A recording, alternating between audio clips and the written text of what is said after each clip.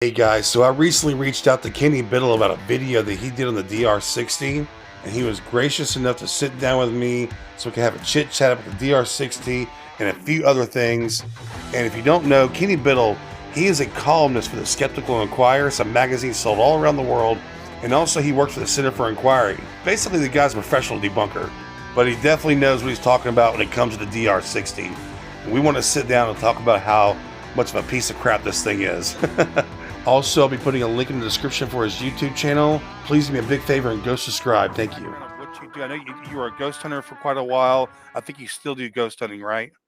So I was a ghost hunter from like 97 because that's when I got married, and our wedding present was a computer for ourselves. And back in 97, the internet was still kind of new. Yeah. So I got onto it, joined a group. So yeah, I was a ghost hunter for a while. And then I had an incident in Gettysburg where I was mistaken for a ghost, basically. That's what happened. And even though I had all the details of the event and told the group the next day, like it was me, they refused to believe it. And wow. They were pissed off that I was trying to steal their spotlight. When I wasn't. I was just trying to offer an explanation, which I knew to be 100% true. Because I described them. I described everything they had, like how they arrived at the scene and what they were wearing and all this stuff, and they still refused to believe. So that pretty much got me into learning more about the science side of it, how to investigate properly, which as a ghost hunter for years, I had been doing pretty much everything wrong. And so it was a big eye-opener. And the more I learned, the more I realized that the gadgets don't work the way they're claimed to work. Most of the photos and videos that you see have very natural, very simple explanations. So I actually got into photography because of that. So I have a background in photography. Then I moved to video editing. So I have some background in that. Not like big professional, like VFX productions, but I have some experience in it. And the more I investigated, the more I was able to solve a lot of these mysteries. And I started writing for Skeptical Inquirer magazine, and eventually they liked what I was doing, and they had an opening. So here I am. I am the chief investigator for the Committee for Skeptical Inquiry, which is in Buffalo, New York. And cool. So yeah, we put out Skeptical Inquirer magazine. I write for that. I also do videos for them online under the title Ghosts in the Machine. And I basically take apart equipment. I show you how it actually works. I look into mysteries. I visit locations. I do go on ghost hunts with groups, usually to observe what they're doing, to see what they have. If they have questions, I'll answer them. And if they have weird things that happen, I will try to investigate and figure out a cause. So I love what I do. I have the best freaking job in the world. Yeah, dude. Wow. So is the Skeptical Inquirer, is that a pretty big magazine? Yeah. It's worldwide. We have subscribers all over the world. We have CSI, which is what I work for, is a subsidiary of CFI, which is the Center for Inquiry, and we are a world organization. We have branches all over the world. Wow. So yeah, lots of stuff. I mean, I travel around the country and do lectures on how to solve mysteries. I'll be going to next year. I'll be heading to France to speak at a World Skeptics Congress. Which is really cool. I mean, I've never been to France, so I'm looking forward to it. Very cool, man. Very cool. Honestly, I feel bad. I didn't. Like I said, I knew you from the Conjuring film with Joe Vitale and Matt Benton. Yeah, and I know I've heard things about you through these guys over the years. I watched a video a few years ago on you, or a couple years ago, with you when you did a video on the Connect or the like the SLS stuff. Yes. Which was very eye opening. That was the first time I saw you in a video. Cool. So, man, this is awesome. So I need to take a deep dive on you after this, as far as like what you actually do in real life. You know, I'm sorry I didn't know more about you. That's okay. So my journey started with, so when I'm doing this debunking stuff, every time I watch a debunking video on the people that we'll call them entertainment for now.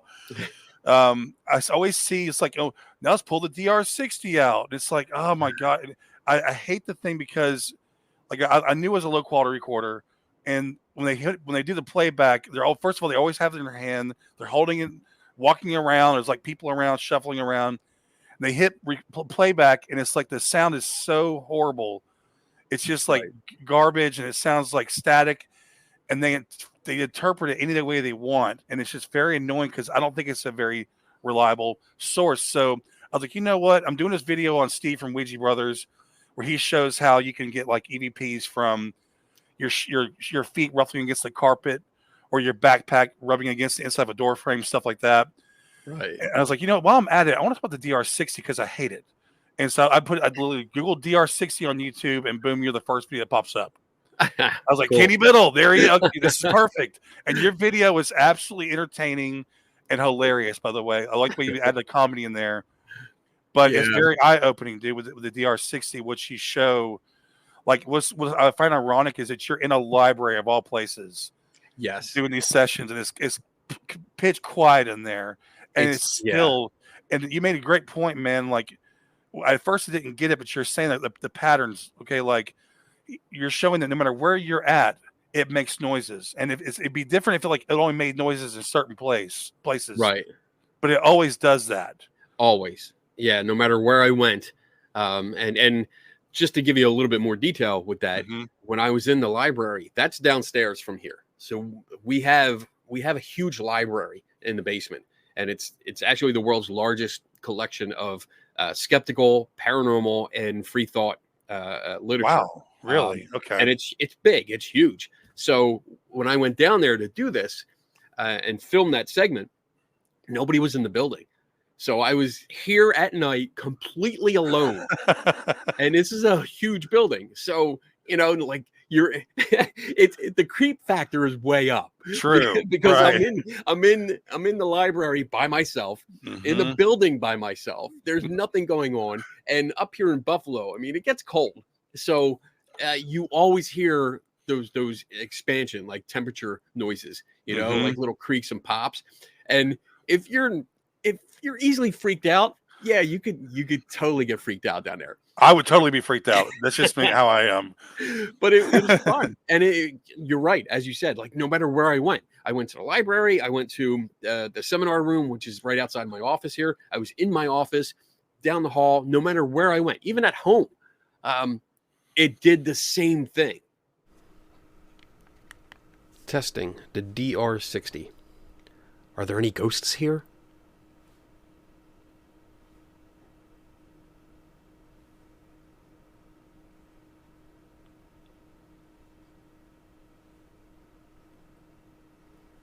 End of session. Testing the DR60. Are there any ghosts here? End of session. What a piece of crap. Let's hear. I'm going to put it up to the microphone here. Testing in the seminar room. We're looking for ghosts. I'm going to put this down and say, hey, any ghosts here?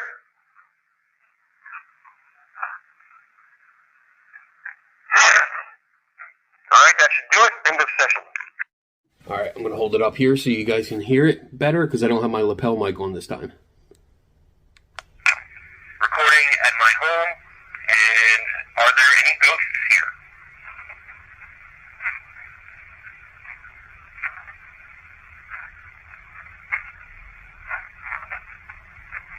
All right, that'll be end of session. Let's listen. Testing in the CFI libraries. Are there any ghosts down here? Down? Touching it.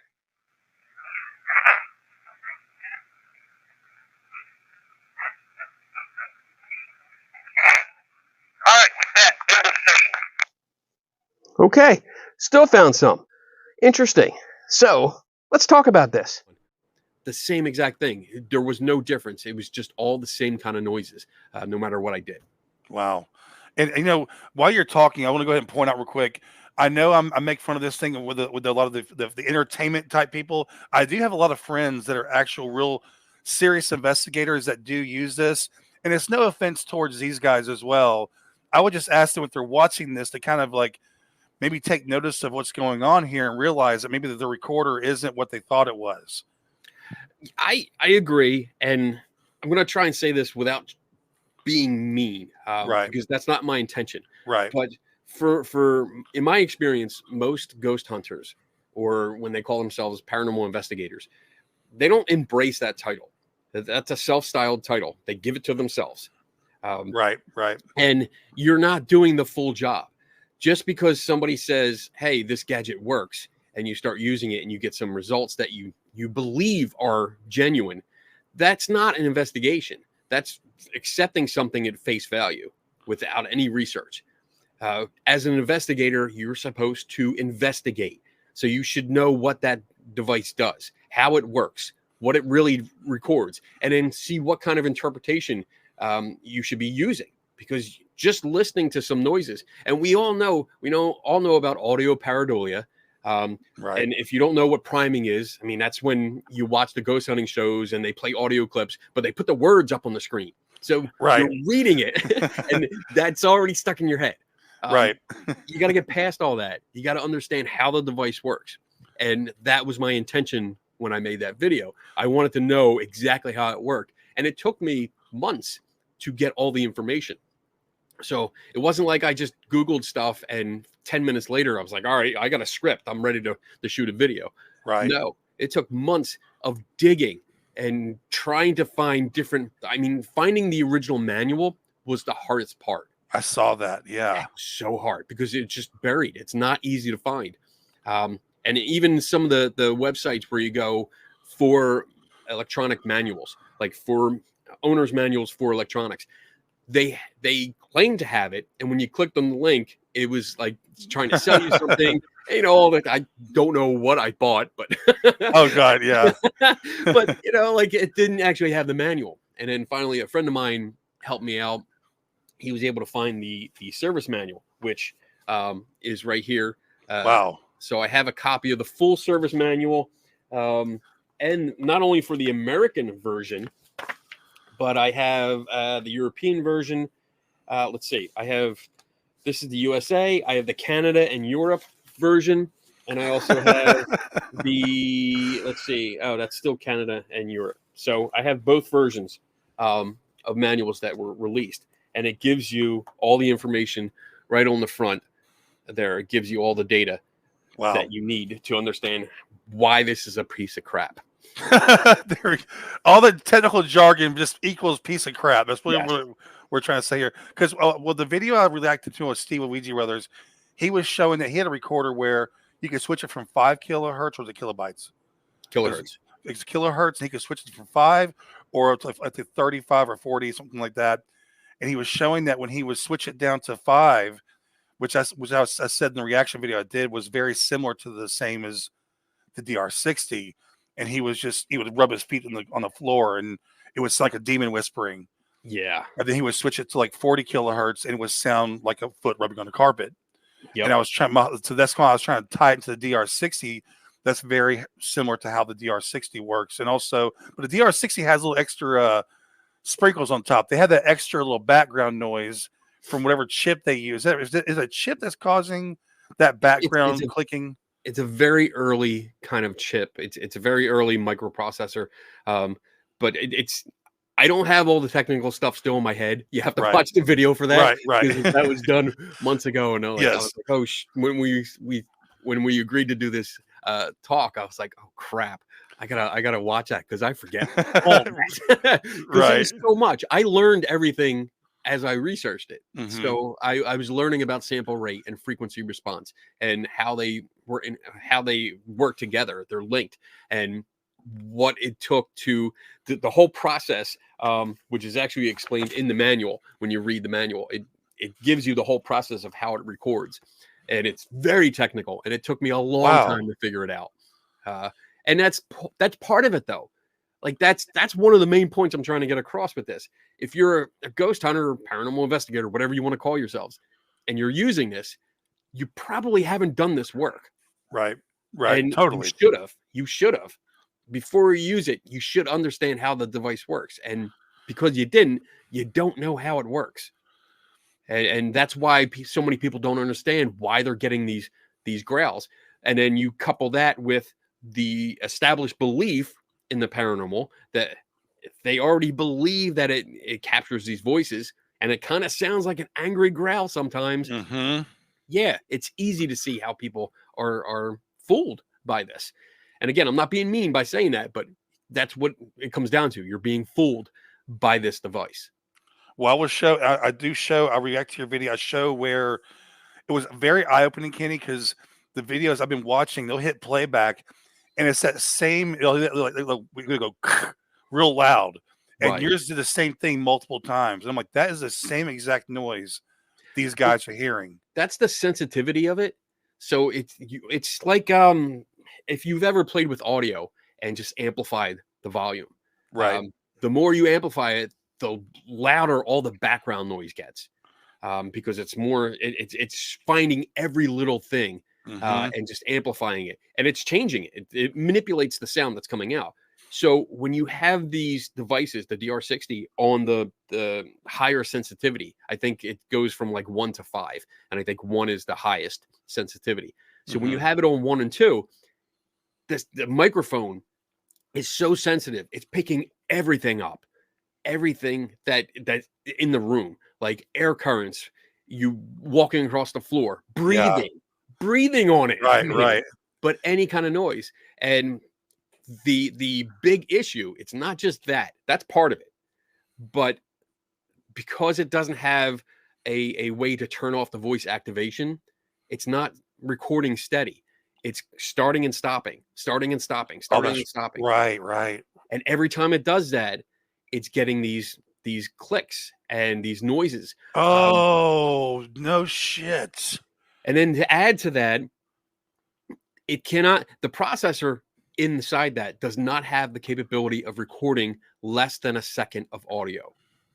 So that means if it turns on and starts recording for 2.5 seconds, it's gotta have a file that's 3 seconds long, because it can't do half a second.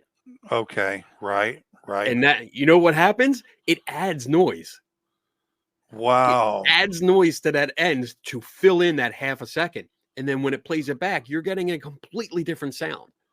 That's why you're hearing it. So Yeah, you're hearing all these like rah, rah, rah. It's always because of this voice activation stuff.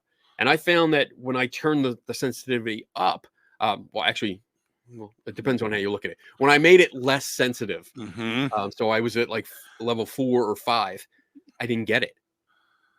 I wasn't getting those noises. Oh, really? Like, oh, cool. Listen to this. Like nothing was happening because it was dulling. It was, I don't know how it was making the microphone less sensitive. So It's less hot. Yes. Yeah.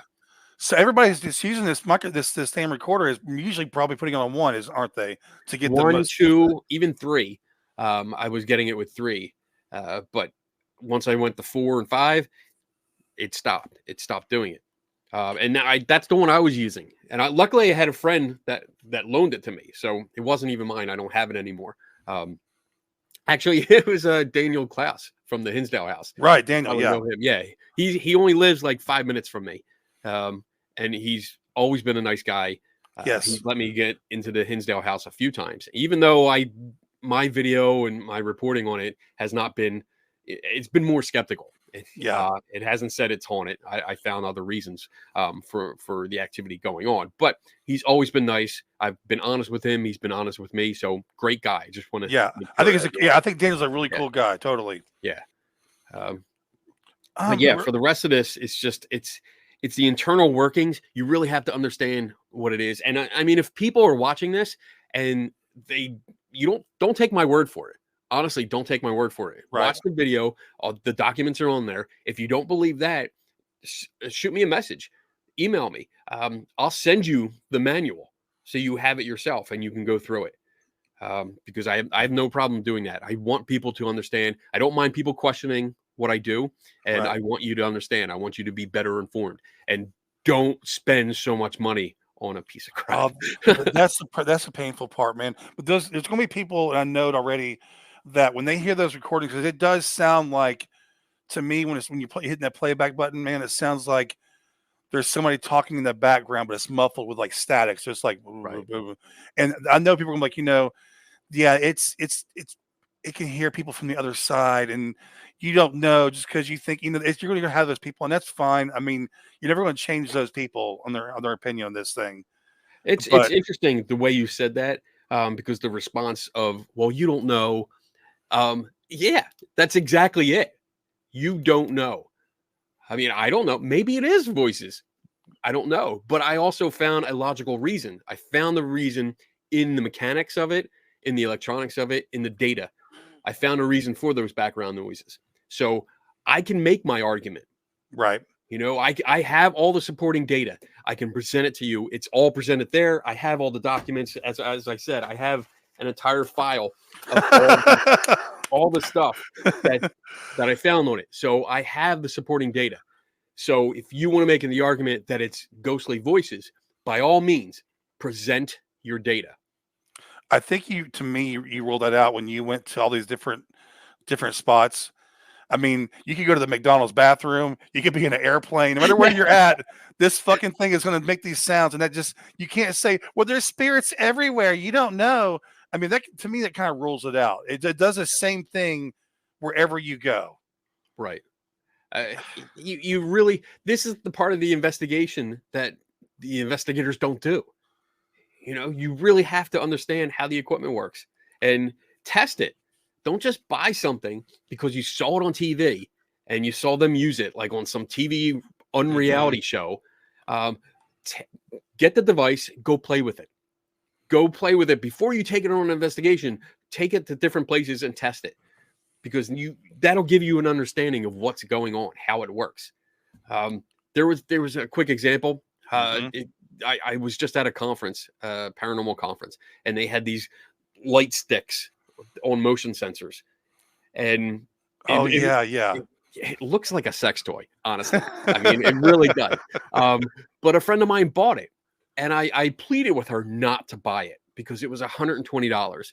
Wow. And I was like, it looks, I mean, you can tell right away it's PVC. It's a length of PVC pipe. It's an LED strip. It's an alarm. It's got a little motion sensor on it.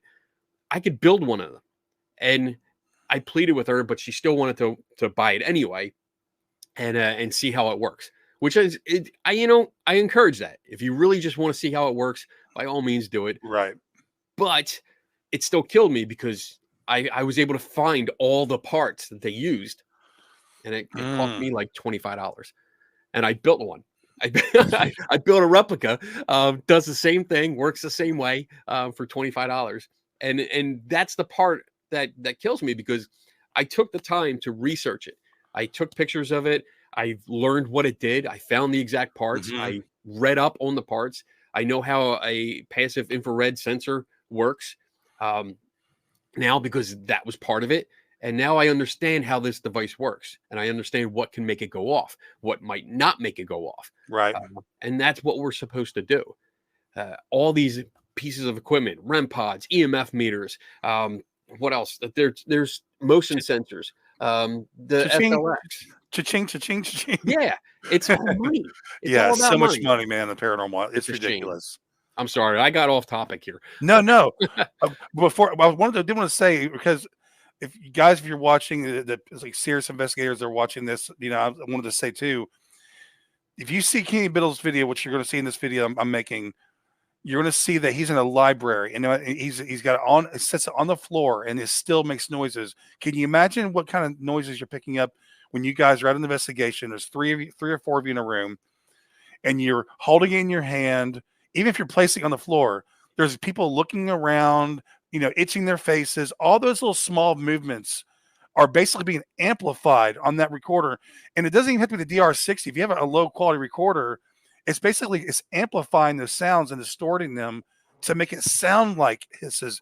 It's because there's this whole thing where I was talking to Joe Vitale about this too, about they need the white noise to talk to us and stuff like that. But it's so funny when you use a high quality recorder, like a Zoom HN4 or whatever, most of those EVPs go away. Yeah. Well, even if you look at the video, watch the video of me in the library, and notice that not only do I have the DR60 right in front of me, but I have a microphone. I mic'd up to a better video camera. Right. So the microphone on my lapel did not pick up anything. It's true. Because I pick up, I don't wait till later. I stop the recording. I tell you, like, end of recording. I pick it up and I hit play. and I play it into the microphone I'm wearing. So if there was something there, you should have heard it on the original video. The high quality microphone, exactly. Yes, yeah. Because I mean, and that's something too. The sample rate, the sample rate of the microphone that I was wearing. I mean, that's standard high definition audio. You know, it's sampling at 44,000 times a second, as opposed to the DR60, which is it's got a sample rate. Let's see, it does Of my ass. 5,000. So yeah, I mean, it's horrible. It's actually worse than the old telephone system. That's so So bad. when you used to have a landline, you know, you pick up off the receiver. I don't know if the kids today will know what that is, but No. you pick up the receiver, you talk to somebody, you knew you were talking to somebody on the phone. You know, like you weren't talking to them right next to you. You heard that sound. But like I'm talking the old phone system. Right. The DR60 is worse than that. It has a lower quality than that telephone system. So yeah, it's not picking up ghosts. There's no reason to believe it's picking up ghosts. There's no logical reason. Let me put it that way. There's a very subjective, belief-based reason to believe that it might be picking up ghosts, but rational, objective data says no. I would implore anybody who's using this recorder, you know, if you want to be in the actual, for the love of actually investigating, take a high quality recorder and put it right and set it on the floor or the table and put a high quality recorder right next to it. Have them recording at the same time, so that way you can like go back and reference and see what you're actually picking up. Just to kind of compare them, just so you can see for yourself. I know, but I feel like I'm talking to a brick wall sometimes. I'm saying this stuff because I know they're going to be like, you know, but no, it's like it's. You know what I mean? There's always going to be people that oppose you. They don't. Yeah, I mean, I was looking through the comments, which I usually don't do, but I was looking through the comments today, and I saw somebody just commented, "They work. Your argument doesn't make sense." Oh my! Wow. It's all right, you know, and that's when I'm like, do I get into it? Do I want to waste like 3 hours of my day? You know, because I don't just write responses; I craft responses. Right. You know, I make sure I have my numbers and I have this, and basically, it's like, my argument is in that video. If you didn't understand it, if it didn't make sense to you, maybe you should watch it a second time. You know, maybe a third time, and get it through your fucking head. This is how it's done. All right. But I mean, to be fair though, I'm not trying to be mean again. Right. You know, I'm just trying to push the idea. Do your research, and don't just look for things that confirm your preconceived beliefs. Look beyond that. You know, look further. See what disproves what you believe, and ask why. Why does it not conform with my belief? And does it really make sense? Am I just holding on to something that I want to believe in rather than accepting something that is true? Right. So that's what I want to say. Question everything. And here recently we've ran into that problem with that, where people are getting mad. You know, how dare you question us when we're getting possessed by a doll, or how dare you question us when we're picking up poltergeist activity in a location that most real investigators just are looking to catch an EVP at. Let me ask you, Kenny, why I got you, man. Have you ever seen anything that you think is like, okay, that was real? So no. The short answer is holy crap, no. The longer answer is there's been plenty of times where I don't have an answer, and that's because there's a lack of information. You know, either somebody told me a story that happened to them 30 years ago, and they're like, well, prove that wrong, skeptic. You know, I'm like, I can't do that. It was 30 years ago. Yeah. But then there's also where something might happen once. You know, you might have somebody in a different room that drops something and they won't admit to it. So if you have a lack of information, you're not going to be able to solve a case completely. Very true. But there has been times when I don't say that could be real. I usually think, what could cause that? Yeah. That's my thought process. I want to know what caused it. If you see a shadow down the end of the hall, I want to go down the end of the hall and see what might cause that. Is there light coming in from a window? Is there something in front of the window that would cause a shadow to go across the wall? You know, if somebody's pulling into a driveway or something like that. Totally. Noises, you know, you want to check for animals. If there's animals in a place that you're investigating, yes, you're going to hear noises. And don't tell me, oh, it probably wasn't any stray animals. It wasn't any raccoons or anything like that when you've seen them earlier. Bullshit. It's just common sense.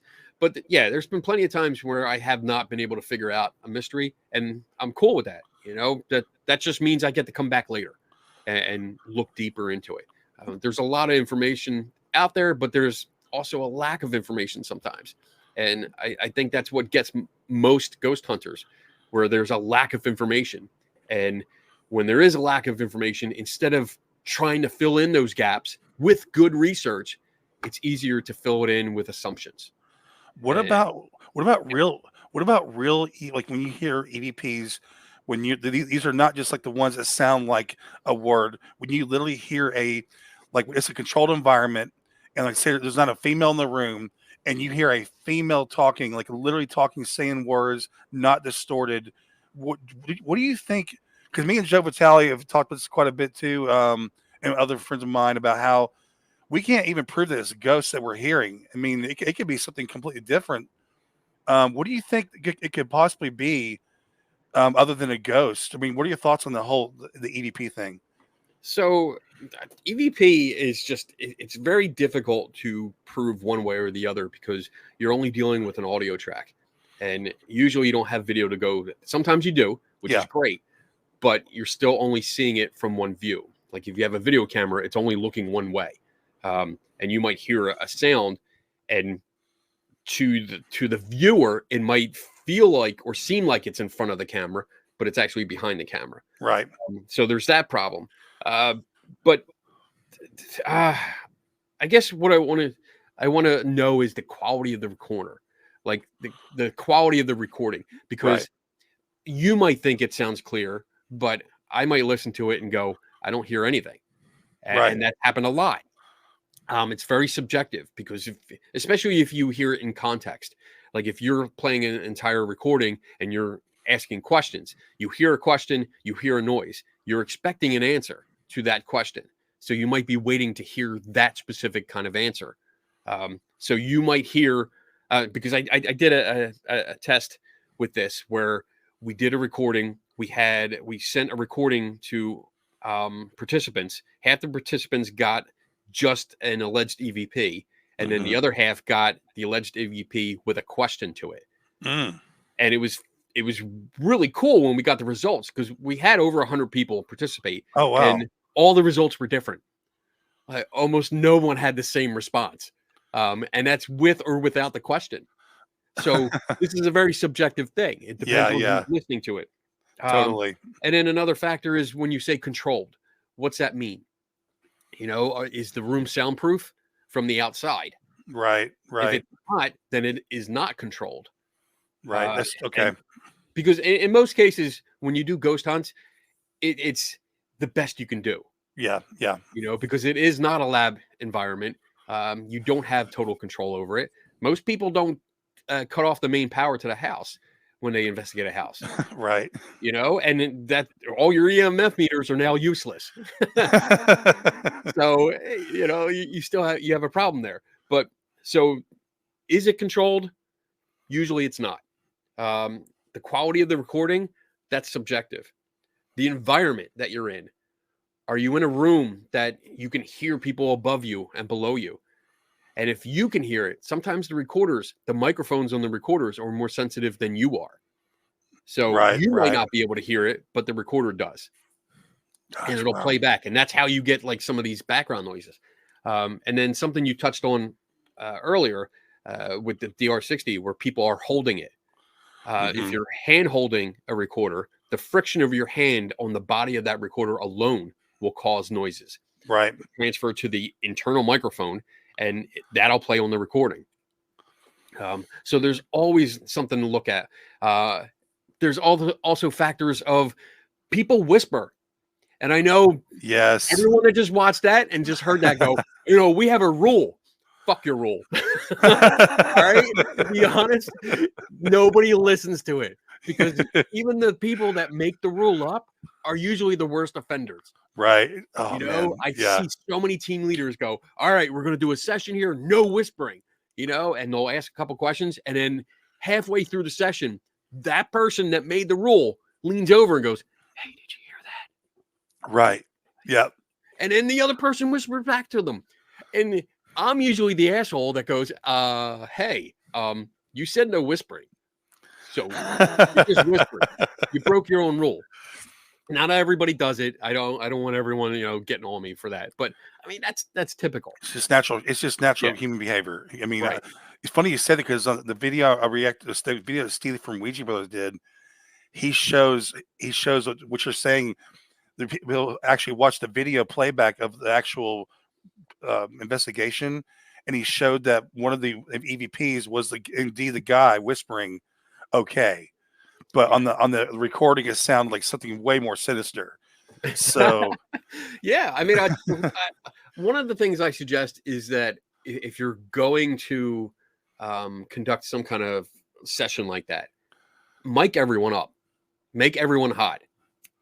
Put a lapel mic on everyone, and attach to some kind of recorder, either their phone. I mean, you can get for cheap. You can get wireless microphones. I have Bluetooth microphones that I use that are lapel microphones, but it goes to your phone.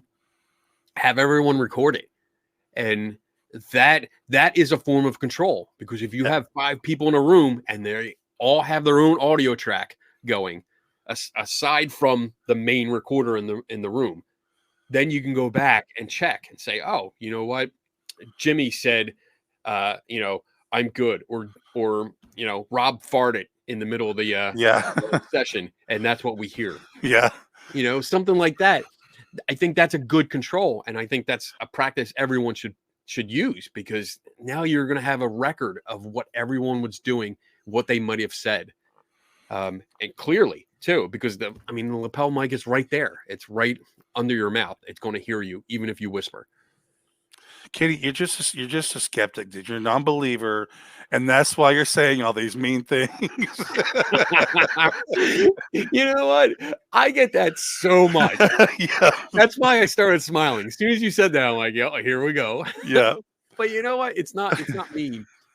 I think everyone that's listening to this should put aside your knee-jerk reaction and just think about the things I've said. Yes. I'm not saying it to be mean. I'm not saying it to point my finger at you and go, ha ha. What I'm doing this for is to help improve the quality of your work. Because education. It's education. If you do better, you'll do better. True. If you put practices into place that help you understand more, help you learn more, help you look at some weird explanations or think outside the box. If you start thinking critically, you're going to have better quality data. I don't want to say evidence. I want to say data, because you have to collect that data first and analyze that data to see if you have anything.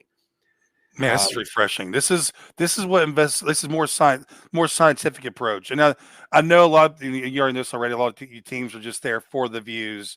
They don't care if what sound it is. Everything is paranormal. Yeah, and they're not even out to really find real evidence. But I mean, so a lot of it's thrill seeking. It's the weekend warrior type of stuff where you go out, you get that high from being in a spooky place, and then maybe put your videos on YouTube or TikTok or something like that, and it's a thrill. It's usually a thrill. There's very few people that I've met where they really buckle down and say, all right, you know what, we really have to figure this out. Because my philosophy is that I'm not going in to debunk. I'm not going in to prove something exists. I'm going in to figure out what's going on. That's my idea. I don't know how much more time you have. I wanted to ask you another question. How much we got? How much time? I got time. Okay, cool. I wanted to ask you, since I'm talking to you, man, we won't name any specific app here, because what are your thoughts on the whole apps, talking to spirits and all that good stuff? Uh, apps no, just don't use them. Don't use them, man. Come on. So many of them use your microphone. They use word banks. So they have words already stored in them that they spit out at random. Right. And if they use the microphone, they're listening to what you're saying. They're going to repeat back words. They're going to distort it. And here's the big thing with apps and like EVP sessions, especially not EVP sessions, but like ghost radios, ghost box sessions, where you're listening to the radio scan through the frequencies, and people are asking questions and waiting for an answer. This is the most uncontrolled, unscientific anomaly hunting process that I've ever seen, because a ghost hunter can ask a question. All right, let's say that a ghost hunter says, "Hey, what year did you die?" Now, we're going to expect something like 1980, 1970, 1800s, something, some kind of number. Right. But what happens when somebody hears a word like chair? Like the word chair comes up. Somebody hears it. It might not actually be the word that comes up, but Right. somebody says, "I heard chair." Now, instead of saying, "Well, that didn't answer my question, let's put that down as a negative response because it didn't actually answer my question," the conversation actually shifts. Yep. And the ghost hunters usually go, "Oh, a chair. Did you fall off a chair? Did Yeah. a chair break? Is that how you died?"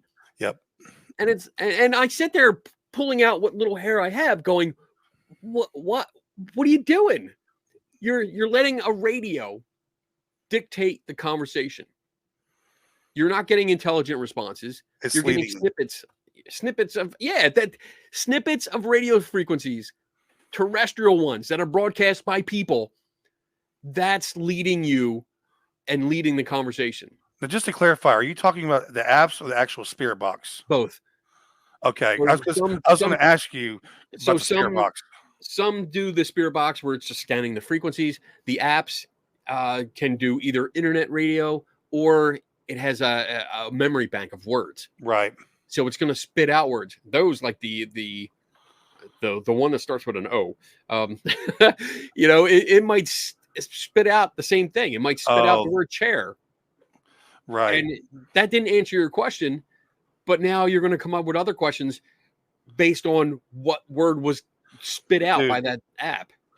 I've even watching the new apps they have. It's like, it'll say, I'm cold, or it'll say cold. Are you cold? And it's like every word is, no matter how stupid it is, they will just. And my thing is too, if you want to play with it on the apps, I'm not saying don't use apps. That's your belief, whatever you want to do. But they literally, from the time they walk into the location, from the time they leave, that app's running the whole time, and they're like, they're letting that app lead them the whole way around, and they're tight. And I call it connect the dots with Peter Herman. They connect, That's good. music. A song. I was singing in the shower this morning. It's like, dude, it's Yeah. so annoying. That But gets into other things where you're justifying. You hear a word and you're trying to think of anything that happened to you that will justify it, that'll fit.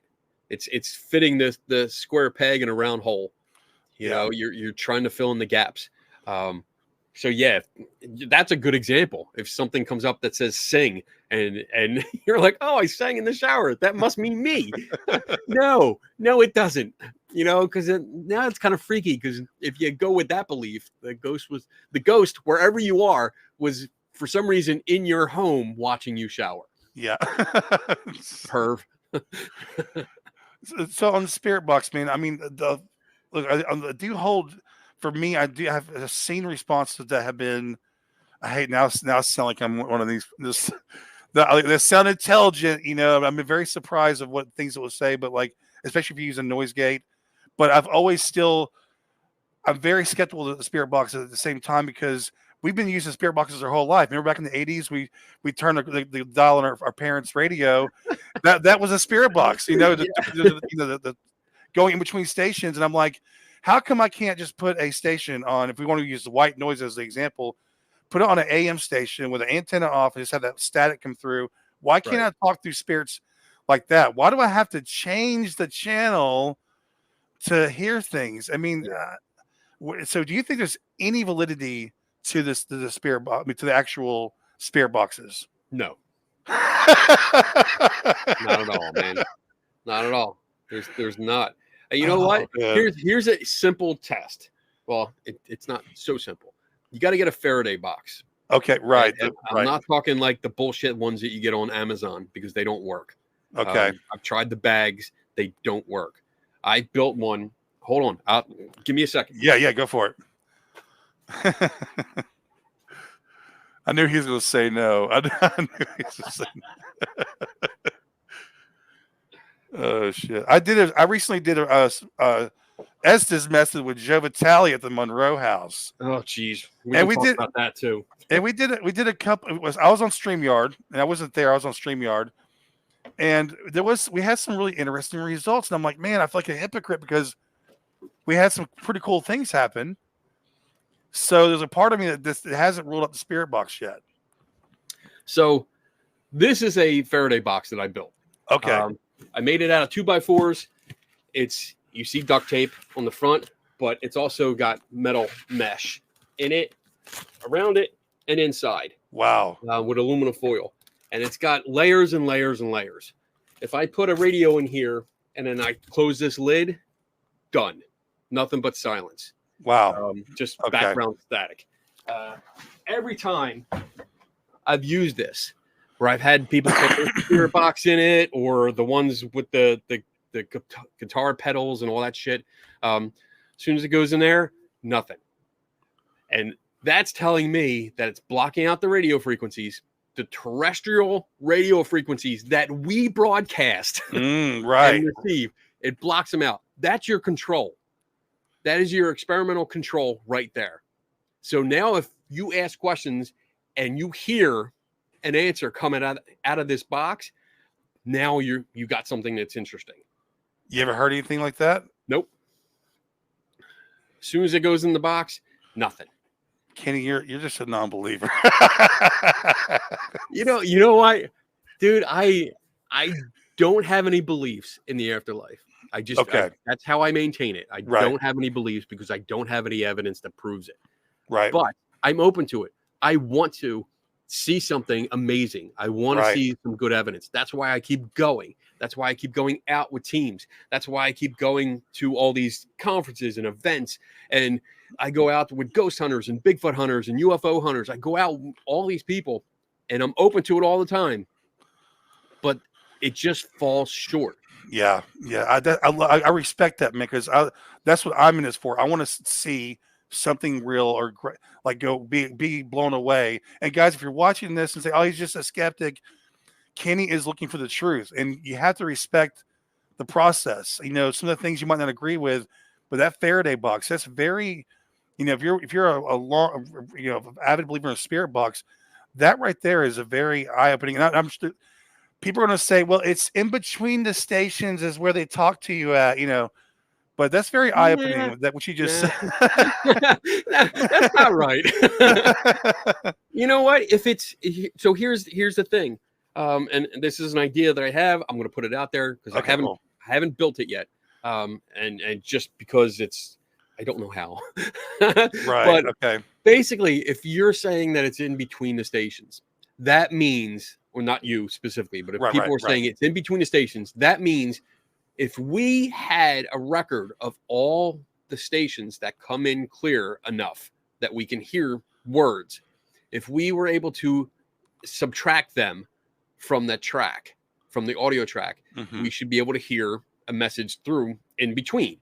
So my idea is, here's a control. Hook up your spirit box to a laptop, have it recording that, but then also have one radio for every station that comes in clear in the area, and everything recorded at the same time. Multi-track recording, time-stamped, so that if somebody says, well, I heard this answer, I asked this question, it gave me a name at this time. You timestamp it, you go back on all the tracks, and you find that, and you go through each track and say, oh, well, this radio station broadcast this commercial and said this name. There you go. We got a match. Cross-reference, basically. Yeah, cross-reference. And if you can take it all out, if you can subtract all those other tracks from the main track and just leave the static in between, you should be able to hear your voices. Right. That's a So great idea. That's a great there you idea. go. I mean, it's a big idea. It's expensive, I'm sure, to get everything rigged, and I have no idea how to how to get all those inputs into one recording. But True. I think it would be a great. It would be a big undertaking, but I think it would be worth it. Because you can link some. I have a Zoom DR60. I'm sorry. Holy hell. Freudian slip. A Zoom R24 multi-track recorder has 8 inputs on it. So you can link these things, but you have to link a shitload. You have to, it'd be a pain in the ass to do that. Depending on where you are. Yeah. I mean, if you're in a major city, you're going to have a ton of stations. Right. Have fun with that. Yeah. Yeah. You have to go out somewhere in the boonies where it's like you have 3 stations that come in anywhere near clear. Right. Because that would make it much easier to do. And then, I think that would be a good test. And this is the kind of stuff that needs to be done. If you want to be taken seriously with these experiments or these methods that people use and just accept as tribal knowledge, you need to do better. Right. I will say too, like when you watch a lot of the ghost hunters, they pull the DR60 out and then they ask like 3 questions. It's like a very short session. They hit playback and it sounds like my ass literally on playback. And it's like, dude, you guys didn't even try. You're holding it. Everybody's moving around. It's just a really crappy session. And then they get hundreds of thousands of views. And it's like, and that's the part of the aggravation because there's real teams that have multiple cameras and they have to look through all this footage. They might catch one EVP while they're there. That sounds pretty good. Yeah. And these guys are getting crazy, stuff flying around and chairs flying over their head, There was, oh man, it was probably about a year ago. I got a call. So I'm really good friends with Jason Hawes. We've known each other for like 20 years. Now, I love the Ghost Hunter shows. I want to say he's a great guy. Awesome. Yes. We get along great. I mean, we have different beliefs, different opinions on stuff, but we have a great relationship where we get along. Like I just hung out at his house. We took a week and spent a week at his lake house and just hung out. No shit. That's awesome. Shit. But really nice guy. But he called me one night out of the blue.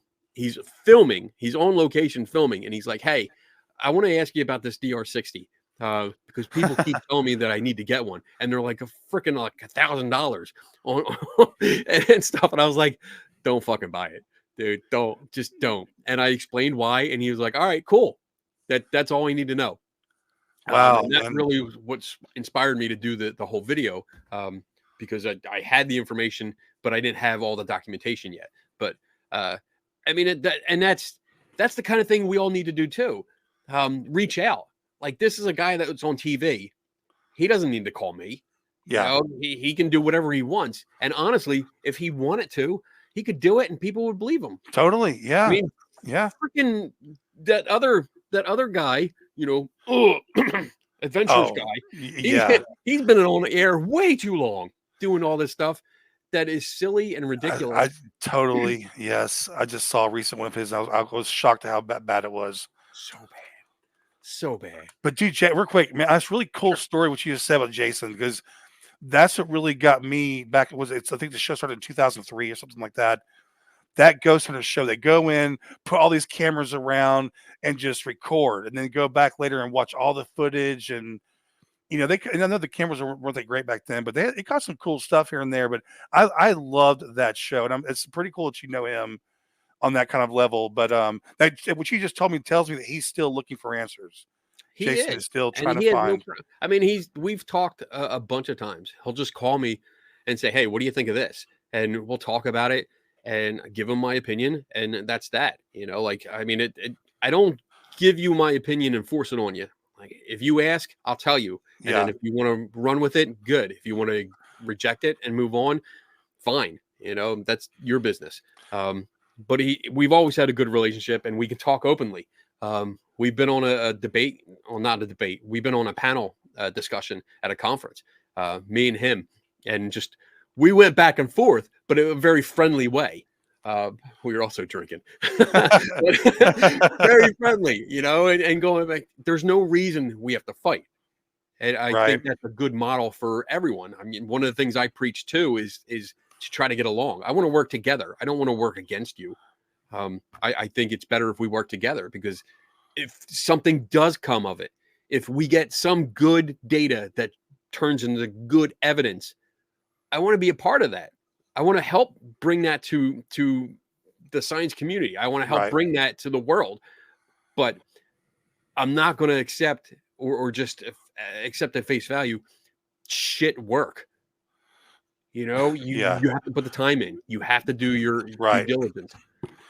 Especially if you want to be taken seriously because the word investigator gets thrown around a lot. I'm an investigator, and it's like you said, this you have to break things down. You have to debunk. You have to break these things out scientifically.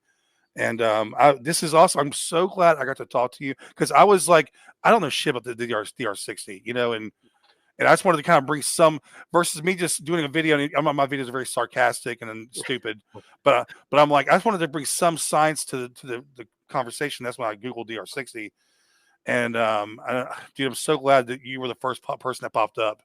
Me too. Because you really, I don't think anybody's done a deep dive on this thing like you have. I've seen little bits and I've used them. Like I gave credit, big thing with me. I always give credit when it's due. So two of the articles, there was an article in Higgy Pop that I referenced. And then there was another article by a professor, I think, I forget his name off the top of my head, but he did some testing into it. So I referenced his work too. But yeah, I brought it together. I brought that together, and then like for me, one of my things that I need to do is to dumb it down, because I'm not that smart. Like what you see in the video, that's, as I said, months of research and redoing and rewriting and having a script up in front of right below the camera so I can read it. It sounds smart. Yeah, right. I feel you. But I'm not that smart. I do your research. Right. Yeah, I do the work, and that makes all the difference. So, I mean, without those other people that came before me, it would have been much, much harder to do. So everyone chipped in with that and helped out. So it turned out good. Okay. Before you go, man, one last question. What I'm going to do is I'm going to probably put this out as just a standalone podcast. Okay. Because it was so fun. And so we went in depth. I'll have this separately as a video, and I'll do the reaction video as a separate video. Sounds on good. Your DR60 video. But so hit me with it. I want to see where you stand on this. Are aliens visiting our planet at the moment? Oh, God. Take away the media hype. Take into account what like Navy captains have seen in the Mediterranean Sea, as far as USOs. Take into account everything. What do you think? Is it possible that aliens could be visiting us right now? No. Damn it. Damn it. No. There's a lot to this. There's a lot more than just trying to answer a simple question, are aliens visiting us? Right. No. Right. We have, there's so much science, there's such a barrier between reality and the science fiction that we want to be true. Like I would love for aliens to come down. I would absolutely love it, because I guarantee I will be first in line going, I want to drive. Right. I want to take that thing for a spin. Let's just go. But no, the time, the energy, and the distance that they would have to travel to get here, for what? Like the investment, we're talking generations. At least for us, it would take us generations to get to another planet that's habitable. Yeah, like if you're assuming if they have our technology, right? But say if they had our technology for 3,000 years, and they had a way of warping through space. I mean, I know I know we're sounding crazy now. Why show up just to put graffiti in farmland? Why? That makes makes no sense. Yeah, that's been proven to be, I guess, people Yeah. basically. Oh, Yeah. yeah. The crop circles are easily reproduced overnight within a few hours, easily. That's been shown over and over again. But some of these things, most of the videos that you see, the quote unquote leaked footage, it's not leaked. It's put out. Mm, It's available. There's right. no leak. But these videos have been thoroughly explained. And if you want to get more into it, if you want to get into that as in depth as we've gotten into just a few topics here tonight, Right. Right. go over to Metabunk, Hmm. metabunk.com or org. I forget. Search for Metabunk. Meta. Oh my God, I can't even say it. Metabunk Bunk. Okay. by Mick West. He is very thorough. He's a fellow writer for Skeptical Inquirer magazine. He's part of it. He's a fellow with our organization.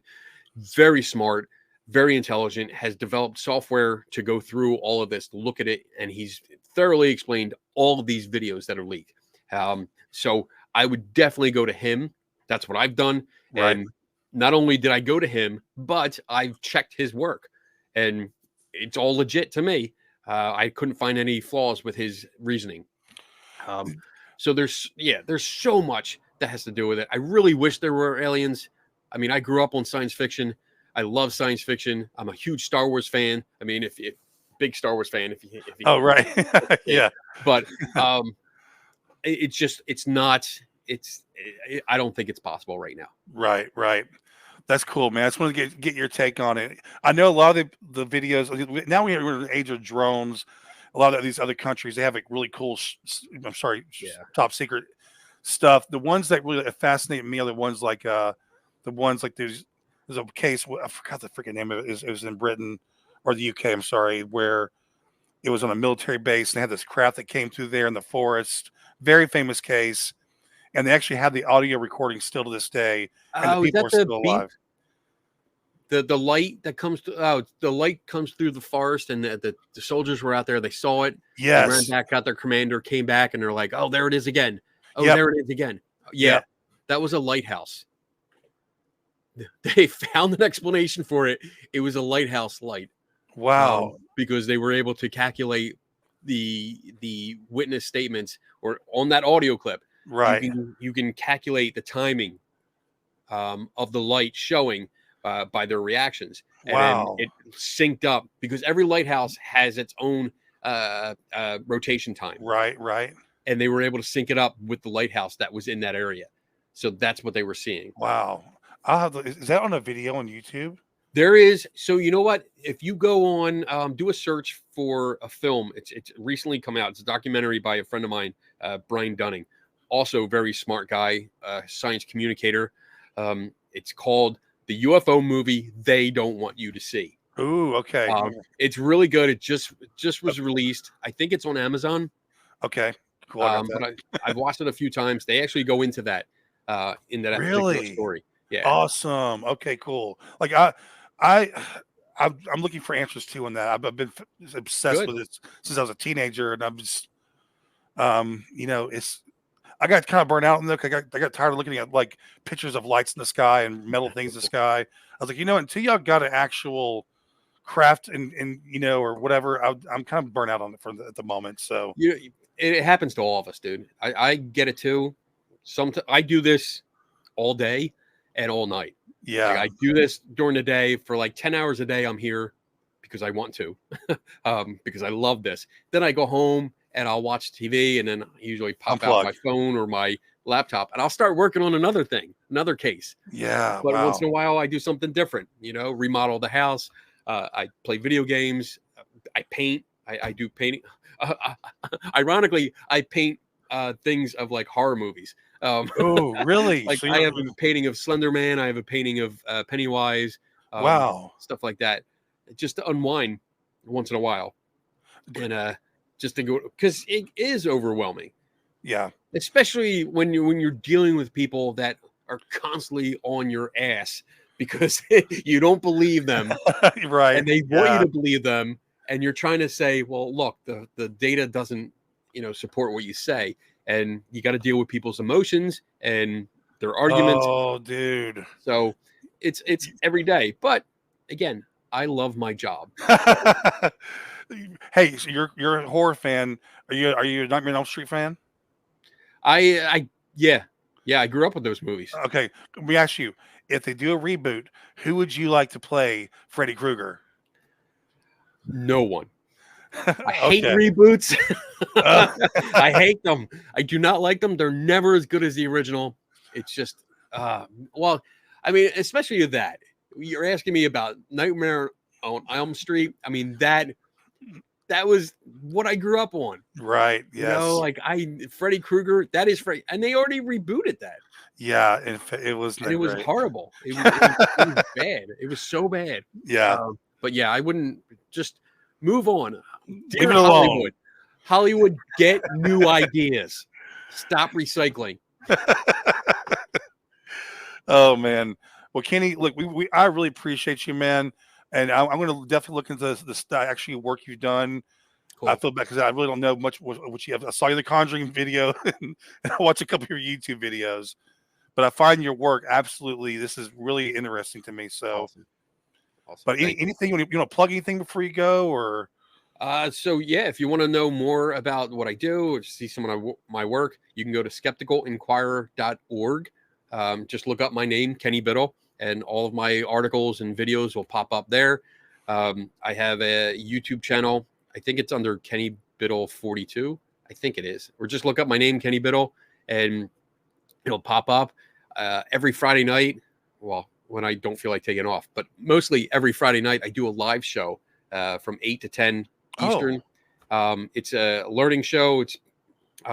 It's got a bar theme to it. So I kind of really? drink. Okay. I drink during the show. Oh, dude, that's awesome. Some of them are like just basically Q&A where I sit here and it's like, all right, it's open mic night. That means you guys get to answer or ask questions and about paranormal topics, and we talk about them.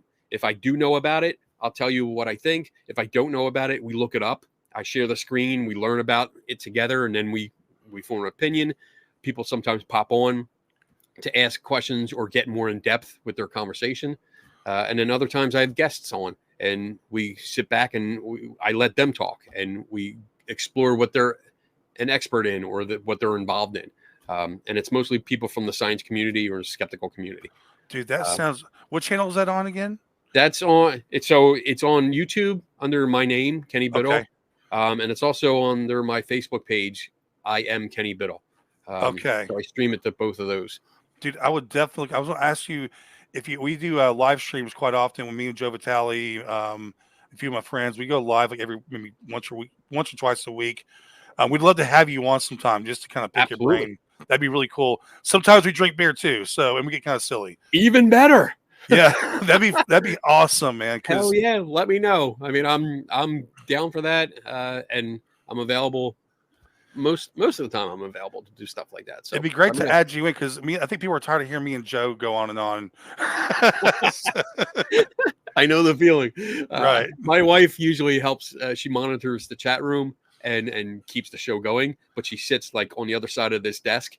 And sometimes if I'm rattling on, she's like, "Shut the fuck up." Hell yeah, man. Well, look, I want to go ahead and end the recording. Just stick around for just a second. Appreciate you coming out, bro. People, I'm gonna have the links in the description so you can go check out all his channels and stuff. And go tell him Crow sent you. All right, guys. Appreciate you. We'll see you next time.